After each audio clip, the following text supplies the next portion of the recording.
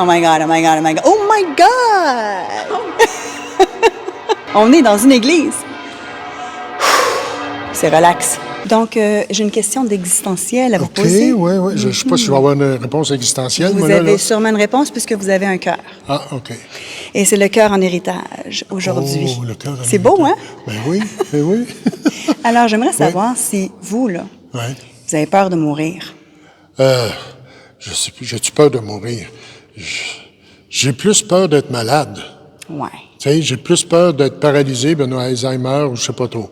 Mourir, m'a dit, ben franchement, là, ça presse pas, là, mais je suis curieux en Moses. Ah ouais? J'ai hâte de voir si c'est vrai l'autre bord, ce qu'on dit. C'est une curiosité qui dure juste une fois, ça? Ben oui, je sais bien. Mais tu sais, il faut que j'en parle à tous les jours quasiment de ça, moi, puis je sais pas quoi dire. Tu sais pas quoi dire? Ben, tu sais, je me suis fait un petit scénario. Tu sais, là, moi, toutes les fois que je fais des funérailles, puis là, j'en fais des funérailles. L'année passée, je pense que c'est 180 funérailles que j'ai faites, là. J'espère que l'autre bord, là, on meurt plus, on n'est plus malade. J'espère qu'on n'a plus de soucis, qu'on est heureux, puis qu'il y a de la bouffe.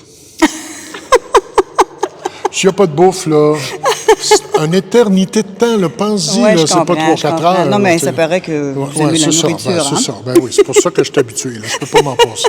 Mais j'aimerais savoir, vu que vous êtes quand même dans le sujet, puis dans les vraies affaires, hein? Bon.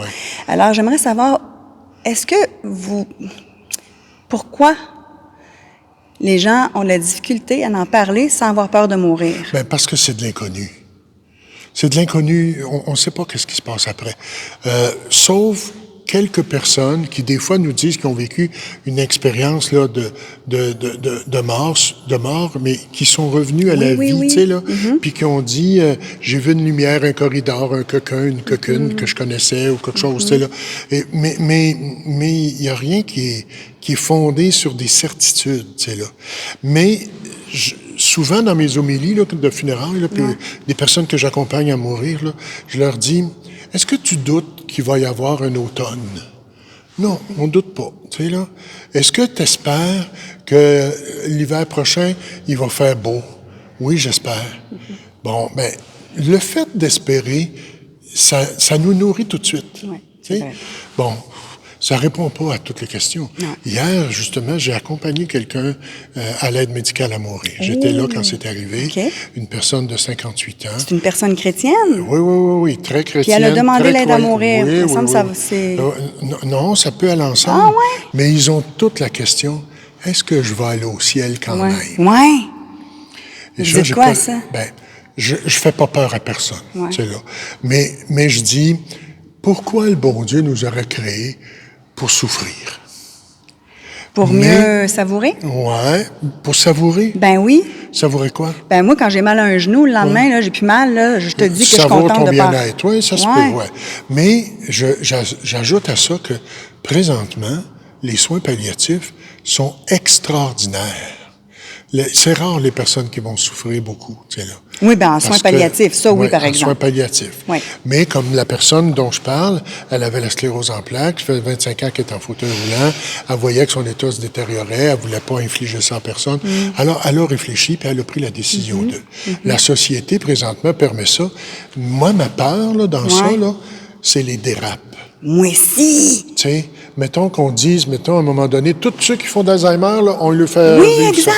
Alors, ou bien non. Ça, non. Ou bien non, pire. Ça, non. Ah, à dépasser un tel âge, ça devient une responsabilité de société. De s'enlever la vie. Ça coûte trop cher. Ben ouais. Fait que là, on devient responsable de s'enlever la vie. Ça va être les mêmes comme moi. Ils vont dire, ça coûte trop cher, soigner ça, ils font du diabète, puis tout ça, là. Non. Ça, là, ça n'a pas d'allure, ça. Bien, c'est ça que moi aussi, j'ai peur. En tout cas. Ouais. Est-ce que moi, j'accepterais de demander ça? Oui. Bonne question. Aujourd'hui, non. Mais si ça fait 10 ans que je suis Alzheimer, là, puis que je suis couché comme un fœtus dans mon lit, là, puis que j'ai marqué ça dans mes papiers, puis que mes proches le savent, là, peut-être que je dirais, faites-le faire. C'est là. Hey, moi, là, je commence à filmer ça, des gens qui laissent leur dernier message. Ah, OK, oui. Puis là, l'aide médicale à mourir, là, je me demandais si j'étais capable. Puis je vais le faire. Parce que ma mission, ça va être de prendre le message. Puis de le transférer à la famille. Parce que vous faites des funérailles, là. Puis là, les gens, ils en parlent à la dernière minute parce que là, ils n'ont pas le choix. Ils l'ont en face, la mort. Puis il faut qu'ils dealent avec ça dans les 5 secondes qui suivent. Qu'est-ce que vous en pensez de ça? C'est-à-dire que c'est pas tout le monde qui meurt subite, là. Ça, c'est clair.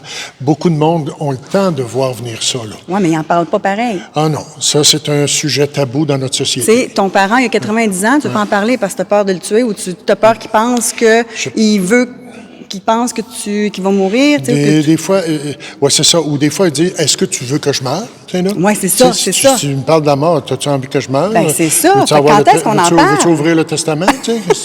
Parce qu'on sait qu'il y a des affaires de même. Oui. Mais moi, je dis, quand on a des liens un peu tissés serrés, là, c'est normal d'approcher cet aspect-là d'une vie qu'on sait qu'il va y avoir un bout. Ben oui. Alors, quand est-ce qu'on le fait, ça? Je pense qu'à un moment donné, il y a des opportunités. Quand il meurt quelqu'un d'autre dans la famille, quand il y a un drame à la télévision, c'est arrivé en Europe. Un bon coup, ça pourrait peut-être arriver ici, ça pourrait peut-être m'arriver à moi. Donc, vous pensez qu'on prend un sujet pour ouvrir la porte? On profite d'une situation. Maman, papa, toi, qu'est-ce que tu penses de ça, la mort? T'as-tu déjà réfléchi à ça?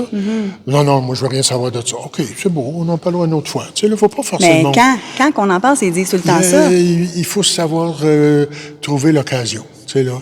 Mais c'est pas évident. Pas évident. Si tu sens que la personne n'est pas prête, elle panique, elle sent qu'il y a quelque chose de louche en dessous de la question, tu t'aventures pas là-dedans. Non, mais c'est sûr qu'on ne veut pas tuer l'autre à y poser la question, mais il faut en parler. Oui, il faut en parler. Il faut en parler. FAUT. Oui, il faut. Ce n'est pas faux, FAUX. Non, il faut en parler. Ça fait partie de notre vie. Oui, c'est ça. Ça fait partie de notre vie. Hey, merci, quelle générosité. Ça m'a fait belle ouverture, aucune pudeur, c'est beau. On vous a vu presque tout nu, là. C'était beau. Mais contente-toi de ça, là, parce que tu diras peut-être pas la même affaire. Merci beaucoup. De rien. Mais tu vas montrer ça où, quand, comment? Sur Cœur en héritage. C'est mon service que j'offre aux gens de filmer. J'ai pas de carte, j'ai pas rien. Cœur en héritage, Micheline Brulotte. Fait que tu peux peut-être sur Facebook? Oui.